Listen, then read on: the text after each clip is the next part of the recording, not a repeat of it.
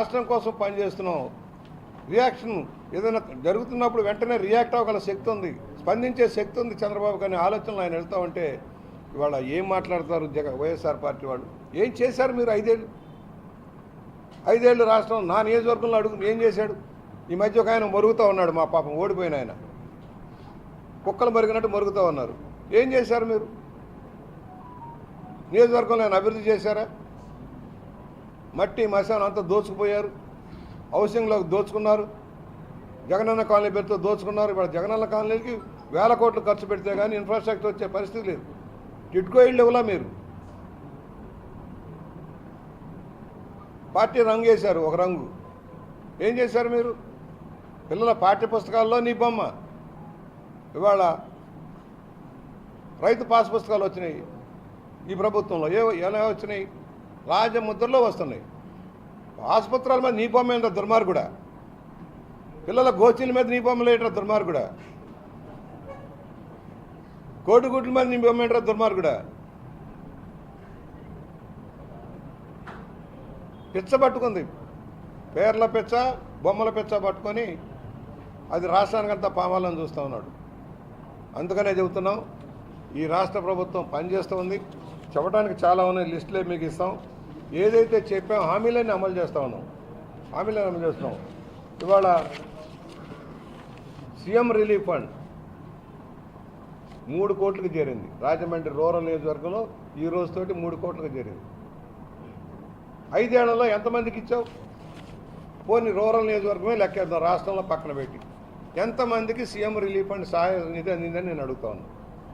సిగ్గుండాల మాట్లాడే మాజీ మంత్రులకి, ఎమ్మెల్యేలు ఏం చేశారని? రూపాయి ఇవ్వలా మీరు. ఇవాళ ఇదిగో లిస్టుతో సహా, చెక్కులతో సహా రూపాయి లంచాలు లేకుండా వారికి చేతికి తెచ్చిస్తున్నాం. ఈ రోజున 30 మందికి 20,94,000 చెక్కులు ఇస్తా ఉన్నాం. దేశంలో ఏ రాష్ట్రంలో ఇవ్వని విధంగా ముఖ్యమంత్రి సహాయ నిధి నుంచి వైద్య ఖర్చుల కోసం పేదవారికి, మధ్యతరగతి వారికి సహాయం అందుతూ ఉంది. ఒకవైపు ఆరోగ్యశ్రీలో కవర్ అవుతున్నాయి, ప్రభుత్వ వైద్యాల్లో డాక్టర్లు నియమించారు, ప్రభుత్వ వైద్యాల్లో మందులు బాగా అందుతున్నాయి, ఎక్విప్మెంట్ అంతా సమకూరుస్తూ ఉన్నారు, విద్యా వైద్య రంగాలను ప్రక్షాళన చేసుకుంటూ ముందుకెళ్తూ ఉన్నారు. వీళ్ళ డిఎస్సి సక్రమంగా నడుపుతూ ఉన్నారు. గ్రూప్ 1, గ్రూప్ 2 కూడా నియామకాలు జరగబోతున్నాయి. మరి మీరు 5 ఏళ్ళు ఏం చేశారయ్యా? ఏదంటే మీరు బొక్కడమే సరిపోయింది, ప్రజలకు ఇవ్వడం మానేసి. అందుకని వాళ్ళ అభివృద్ధిలో ముందుకు సాగుతున్నాం. నా ప్రయత్నాలు నేను చేస్తున్నాను. ఒకటి, రూరల్ నియోజకవర్గం, సిటీ నియోజకవర్గం 2 ఉన్నాయి. పుష్కరాలకు వేదికగా ఈ 2 నియోజకవర్గాల సమన్వయంతో ముందుకు సాగాల్సిన పరిస్థితి వస్తుంది. వర్కౌట్ చేస్తున్నాం. ఇది ఒక్కటే కాదు, పుష్కరాలంటే ఒక రాజమండ్రి కాదు, మొత్తం జిల్లా, ఉభయ గోదావరి జిల్లాలో కూడా అనేక ప్రదేశాల్లో పుష్కర స్నానాలు చేస్తారన్న విషయాన్ని మనం గుర్తుపెట్టుకోవాల్సిన అవసరం ఉంది. కాబట్టి ప్రాధాన్యత క్రమంలో రాజమండ్రికి ఎక్కువ వస్తారు. గోదావరి తీరం అంతా రాజమండ్రిలో ఉంటుంది. అటు కాతేరు నుంచి ఇటు ధవళేశ్వరం దాకా కూడా పుణ్యక్షేత్రాల్లో, నదుల్లో స్నానం చేయడం కోసం ఎక్కువ ప్రాముఖ్యత ఇస్తారు. ప్రయత్నాలు చేస్తున్నాం. నేనేమంటానంటే, పుష్కరాల పేరుతో 12 రోజులు జనం వస్తారు, భారీగా వస్తారు. వచ్చిన వాళ్ళు స్నానాలు చేస్తారు, ఎక్కువ మంది ఆ రోజు వెళ్ళడానికి ప్రయత్నం చేస్తారు. ఉండేదానికి ఏర్పాట్లు చేసినా ఉండేవాళ్ళు తక్కువ ఉంటారు, ఎందుకైనా మంచిది.